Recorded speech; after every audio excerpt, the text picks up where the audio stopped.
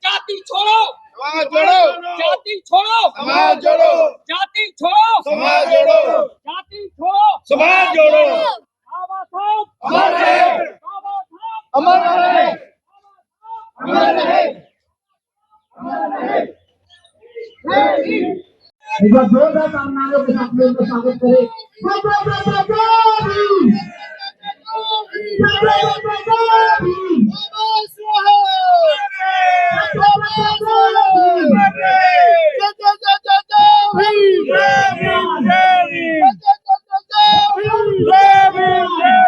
अंबेडकर मानस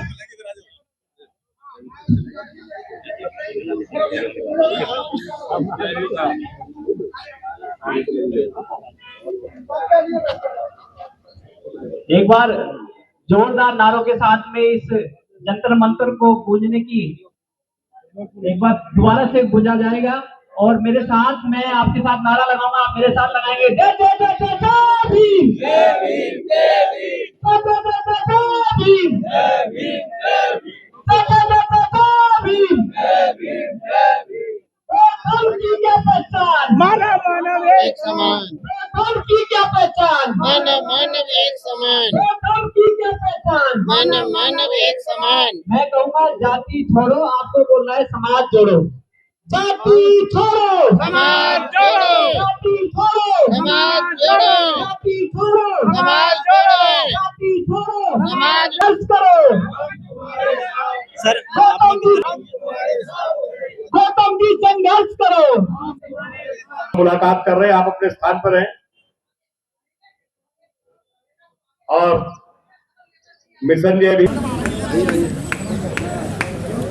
एक बार जोरदार तालियों के साथ स्वागत करें। हमारे राष्ट्रीय अध्यक्ष माननीय राजेंद्र पाल गौतम जी हमारे बीच हैं। जबरदस्त तालियों के जोरदार नारे के साथ में जय जय जय जय जय भीम, जय भीम, जय भीम, जय जय जय जय जय भीम, जय भीम, जय भीम। इसी बीच है सर, आइए सर। थोड़ी देर में सवाल है, गाड़ियों में आने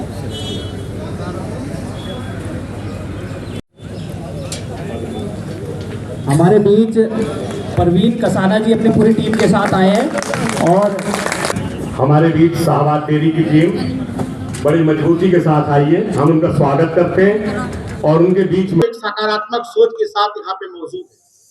मंत्री जी जिस तरह का नेतृत्व आज यहाँ कर रहे हैं, मुझे बड़ी खुशी है इस बात की कि नेतृत्व जो है, बिना नेतृत्व के हम किसी भी लड़ाई को जीत नहीं सकते। मैं उसका एक बहुत ही पुख्ता उदाहरण देता हूँ कि आप सभी लोगों को मालूम है कि हमारा देश सदियों से गुलामी की जंजीरों में बंधा रहा, विशेषकर हमारे शोषित पीड़ित और प्रताड़ित लोग वंचित रहे। लेकिन एक महामानव जिनका नाम था डॉक्टर भीमराव अंबेडकर, वो हम लोगों से ही निकल के आए और वो भी पीड़ित प्रताड़ित शोषित थे। उन्होंने 32 डिग्रियां देश के अंदर हासिल की, विदेशों से मिलाकर 32 डिग्रियां हासिल की और उन्होंने सोचा कि अगर मैं एक लीडरशिप इस देश के उन लोगों को दूं जो 85% लोग हैं, तो इस देश के लोगों की दिशा और दशा बदल सकती है। उन्होंने आपके लिए लड़ाई लड़ी और आपका गर्व से साथ कहता हूँ कि भारत का संविधान उन्होंने आपके लिए दिलवाया। और उनके नेतृत्व में आज दुनिया में कितने लोग डॉक्टर, IAS और MLA MP बन चुके हैं। उसी कारवा को फिर से नेतृत्व के धारा में ले जाने के लिए मान्यवर खाप कांसीराम ने भी कहा, सोचा और उन्होंने भी नेतृत्व किया, जिसके बदौलत आपको पता है कि उत्तर प्रदेश के अंदर एक पार्टी की सरकार बनी 4 बार, मुख्यमंत्री बहन कुमारी मायावती। ये गर्व की बात है हमारे देश के लिए कि कोई ना कोई जब तक नेतृत्व नहीं करेगा तब तक हम आगे नहीं बढ़ पाएंगे। नेता तो बनते रहेंगे लेकिन नेतृत्व तो चाहिए हमें। We want the leadership. We have not a such leadership, तो हम कैसे जाएंगे। और मुझे आज इस बात की बड़ी खुशी है कि माननीय आदरणीय राजेंद्र पाल गौतम साहब ने इस कार्यक्रम का आह्वान किया है 10 मांगों के साथ, और मुझे खुशी है कि इनके नेतृत्व हम लोग थोड़ा आगे जाएंगे और इसी सकारात्मक सोच के साथ मैं आया हूँ। और मैं आप लोगों से मैं ज्यादा समय नहीं लूंगा क्योंकि हमारे बीच में काफी वक्तागण है, हमसे वरिष्ठ है। तो मैं यही क्या कहना चाहूंगा कि आप लोग इतनी सकारात्मक सोच से आए हैं और इस कार्यक्रम के अंदर जितने पुरुष दिख रहे हैं उससे कम महिलाएं दिख रही हैं।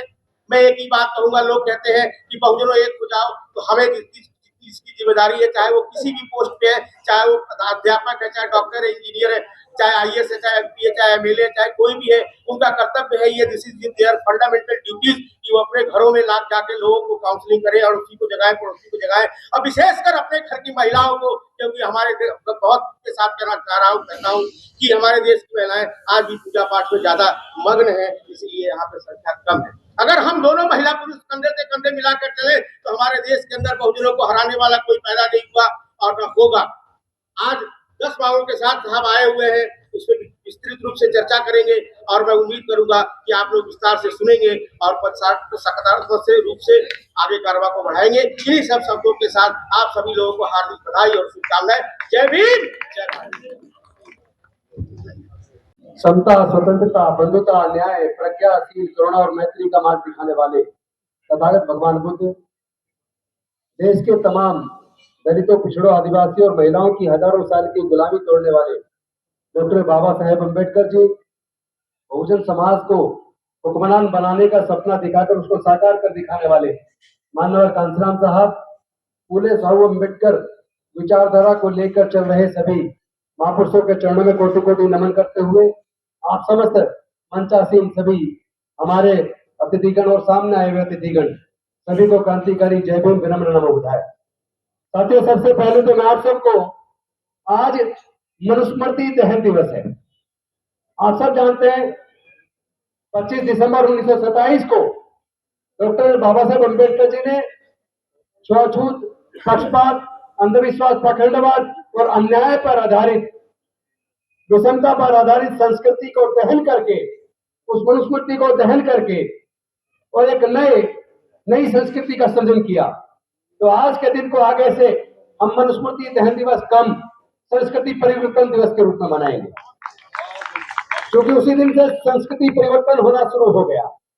आज समस्या बहुत विकट है, बहुत ही बड़ी समस्या समाज के सामने आके खड़ी हो गई है।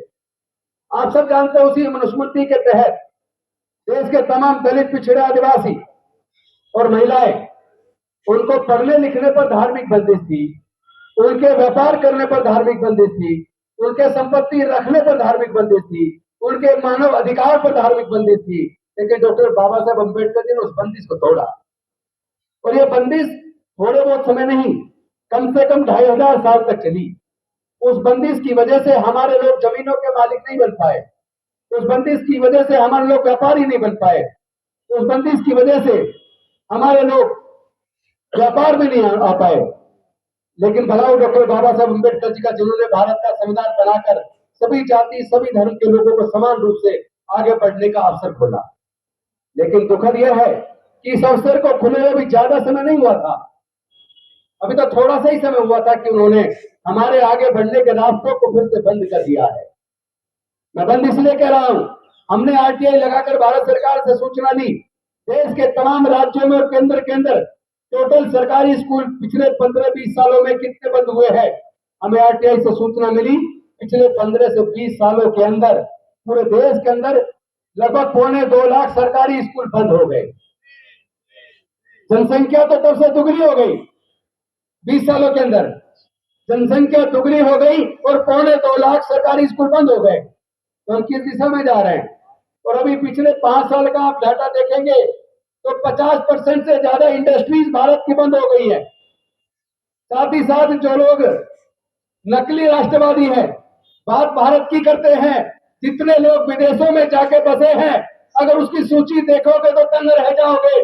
वही जातिवादी, मनवादी मानसिकता वाले लोग 90% भारत को छोड़कर विदेशों में जाके बस गए। जो हमारे बच्चों के हाथ में तलवार दे रहे हैं, हमारे बच्चों को वो लोग कांवड़ सेना के सेवा में, कांवड़ में जाने के लिए प्रोत्साहित करते हैं। आप कभी देखना, कांवड़ लेने के लिए उनके बच्चे नहीं जाते। कभी पुजारियों के बच्चे, व्यापारियों के बच्चे, अधिकारियों के बच्चे, नेताओं के बच्चे वहां पर कांवड़ लेते जाते नहीं मिलेंगे। वो कथावाचकों को सुनते हुए भी नहीं मिलेंगे, क्योंकि वो सच को जानते हैं। अज्ञानी तो हमारा समाज है। बाबा साहब उनको समझाते समझाते भारत को छोड़कर, पूरी दुनिया को छोड़कर हमें चले गए, लेकिन हमारे लोग पता नहीं क्यों समझना नहीं चाहते। आज स्थिति इतनी खराब है, शिक्षा की वजह से हम लोग थोड़े आगे बढ़े थे। क्योंकि आपको याद होगा गुलामगिरी में किस तरीके से भारत के इतिहास को ज्योतिबा फूले जी ने वर्णित किया, और साथ ही साथ उन्होंने बताया ज्ञान बिना मति गई, मति बिना नीति गई, नीति बिना गति गई, गति बिना धन गया, धन के अभाव में हमारे लोग गरीब और गुलाम हो गए, मजबूर हो गए। और ये जो सारा नुकसान हुआ, ये अविद्या की वजह से हुआ। इसी अविद्या की वजह से हमारे लोग हजारों साल गुलाम रहे। लेकिन बलाओ डॉक्टर बाबा साहेब अम्बेडकर जी का, जिन्होंने हमारी गुलामी की जंजीरों को न केवल तोड़ा, बल्कि सरकारी नौकरियों में रिजर्वेशन देकर हमारे आगे बढ़ने का रास्ता खोला, शिक्षण संस्थानों में रिजर्वेशन देकर हमारा हायर एजुकेशन का रास्ता खोला। लेकिन अभी तो आजादी को कुछ ज्यादा लंबा समय नहीं हुआ था। अब से करीब 40 साल पहले विपरीत दिशा में सरकारों ने षड्यंत्र के तहत, मनवादी व्यवस्था के तहत हमारे आगे बढ़ने के रास्तों को फिर से बंद कर दिया है।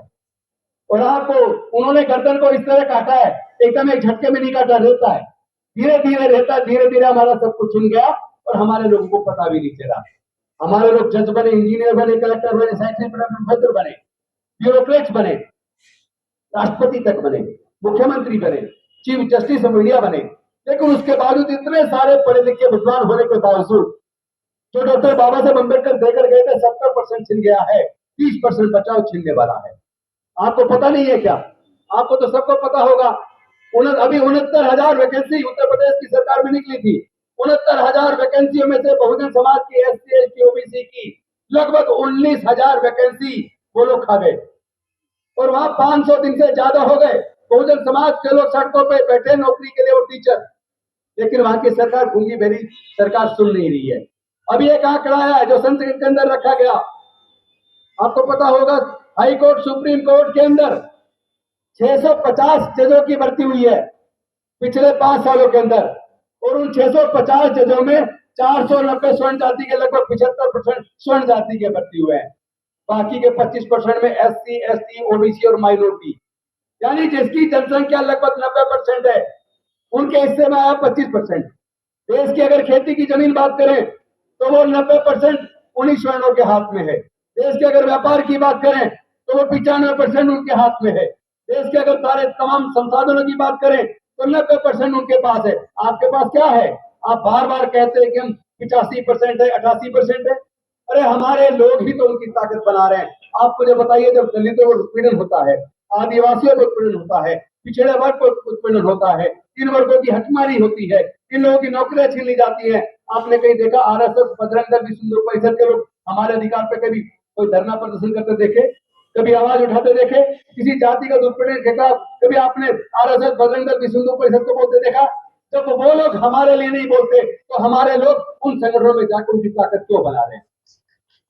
हम ही लोग उनको ताकत दे रहे हैं। उनके पास कोई ताकत नहीं है, ताकत हमारी है, वोट हमारा, राज वो कर रहे हैं।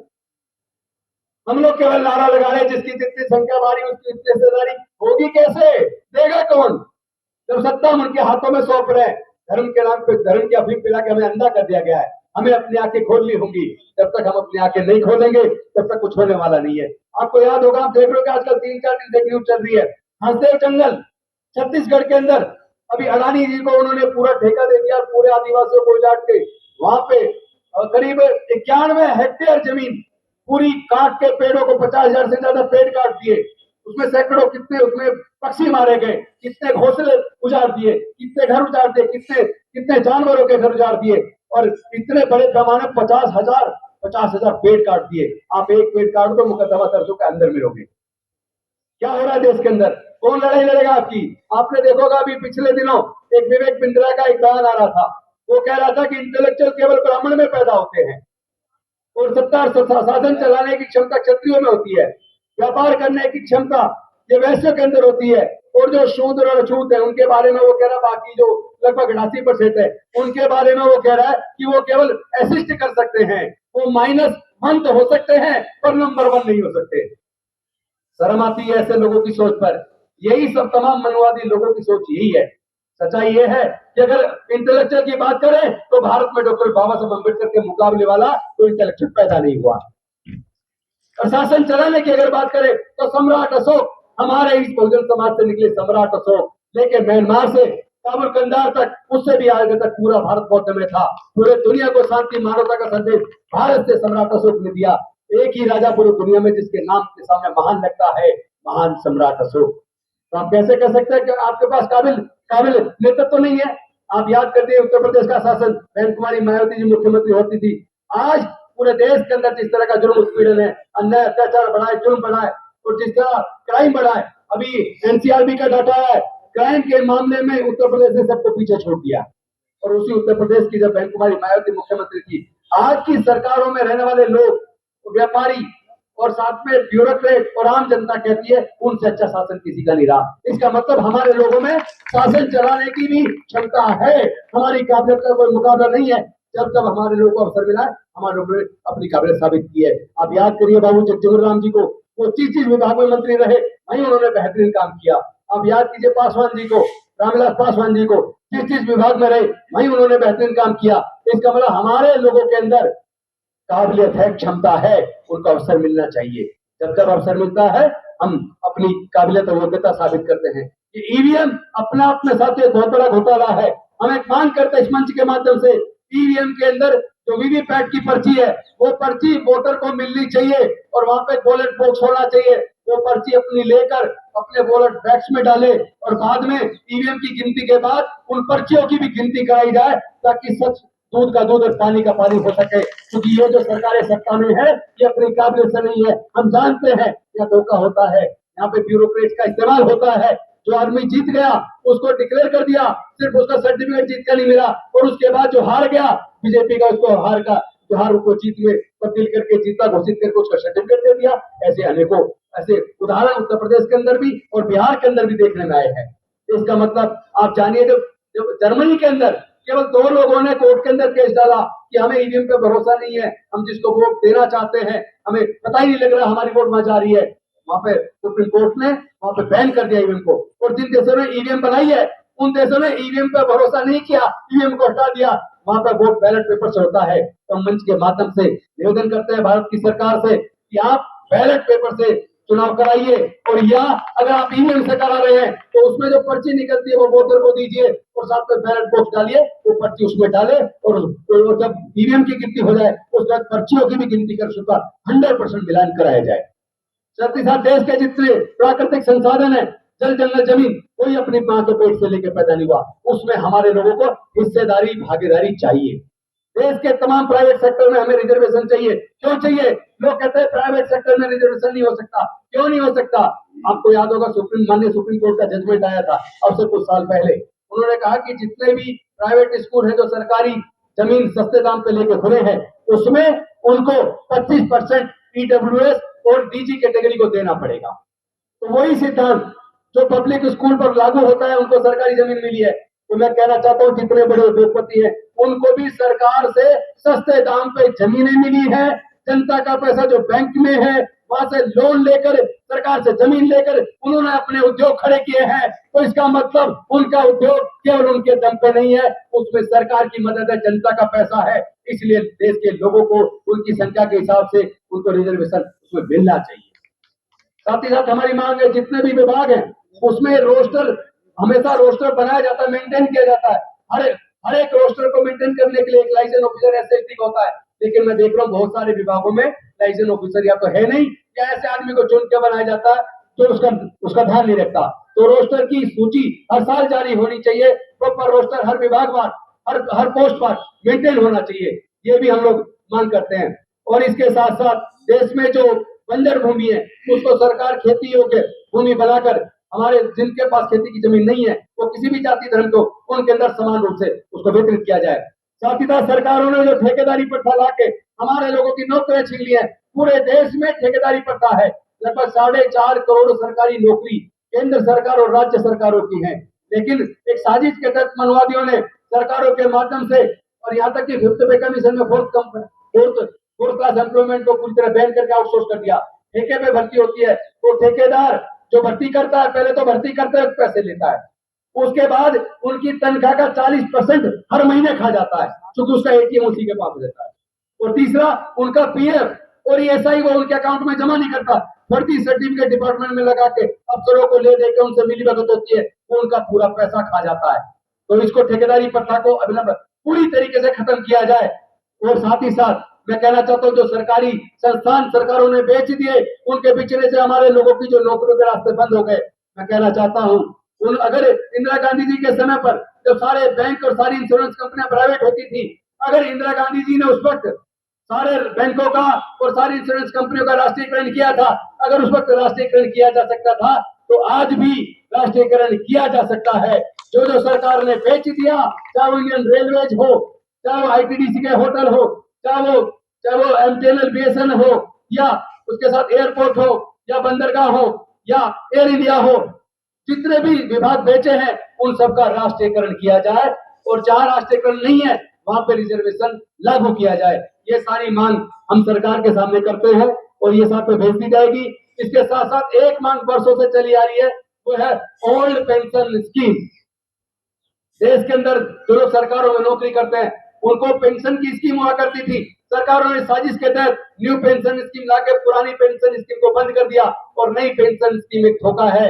हमारे पूरे देश के अंदर दोबारा से ओल्ड पेंशन स्कीम को लागू किया जाए। पूरे देश के जितने भी कर्मचारी हैं पूरे देश में जाके इसकी मांग कर रहे हैं, धरने प्रदर्शन कर रहे हैं। सरकार गूंगी बहरी बन के बैठ गई है, उनको आंखें खोलनी चाहिए। और जो जिस तरह हमारी पहलवानों के साथ हुआ, जिस तरह हमारी दलित बहनों के साथ हुआ, जिस तरह इंद्र मेघवाल या दूसरे हमारे समाज के लोग की हत्या हो रही है, ऐसी हत्या पे सरकारें तुरंत सख्ती से कार्रवाई करें। 3 महीने के अंदर चार्जशीट दाखिल हो और उसके साथ साथ फास्ट ट्रैक कोर्ट के अंदर मुकदमा चला के 6 महीने के अंदर सजा सुनिश्चित की जाए।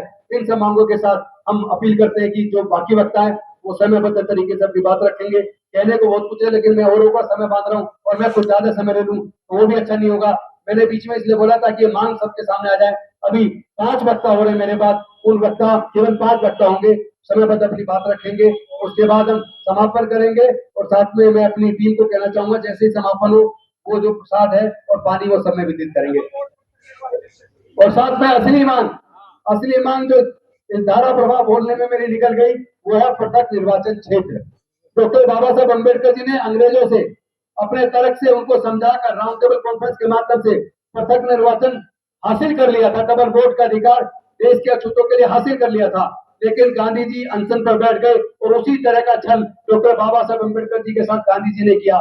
जिस तरह का छल आप जानते हैं हिरण्यकश्यप के साथ हुआ, जिस तरह का छल राजा बलि के साथ हुआ, उसी का दर जो आर्य अनार्यों के बीच का जो युद्ध है, जो देवासुर संग्राम है, उसी तरह का सरंग डॉक्टर बाबा साहब अम्बेडकर के साथ हुआ। उसी तरह जिस तरह एकलव्य का अंगूठा काटा गया तो ये बार अंगूठे काटे जा रहे हैं, चाहे एकलव्य का कटे, हमारा कटे या किसी और का कटे, ये अंगूठा काटना बंद होना चाहिए। और हम चाहते हैं पृथक निर्वाचन क्षेत्र दोबारा बने, क्योंकि पृथक निर्वाचन क्षेत्र बाबा साहब इसलिए लेते कि अछूतों के प्रतिनिधि जीतकर संसद विधानसभा में जाए और उनको केवल अपने ही समाज के लोग चुने ताकि उनकी आवाज बन सके।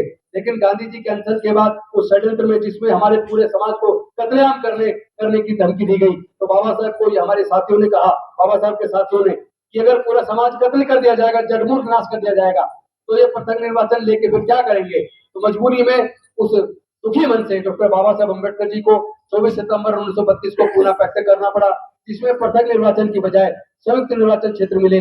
और संयुक्त निर्वाचन में आप जानते हैं केवल एससी तो एससी नहीं चुन रहा है, एससी एसटी को एससी एसटी नहीं चुन रहे, बल्कि सब लोग चुन रहे हैं। तो हमारे सच्चे प्रतिनिधि नहीं बन पा रहे, वो अपनी पार्टी लाइन पे अपनी विधानसभा में संसद के अंदर हमारे समाज के खिलाफ प्रस्ताव पास हो जाते हैं, वो चुप बैठे रहते हैं। इसलिए हमें सच्ची भागीदारी चाहिए, सच्चा नेतृत्व चाहिए और सच्चे प्रतिनिधित्व चाहिए। उसके लिए पृथक निर्वाचन क्षेत्र का होना जरूरी है। एससी एसटी को केवल एससी एसटी के लोग चुने और पूरे देश को 2 क्षेत्रों में बांटा जाए। एक तो एससी एसटी की 131 सीट है संसद की, तो 131 क्षेत्रों में पूरे भारत को बांट दिया जाए।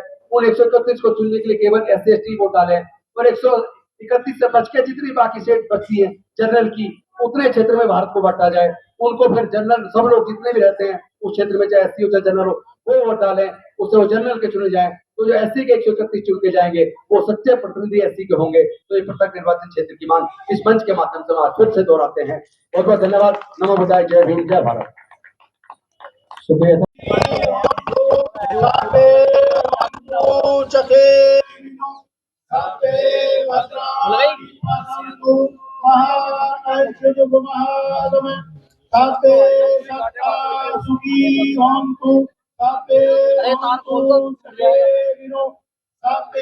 भद्राणि पश्यन्तु महाकाय साते सत्ता सुखी होन्तु।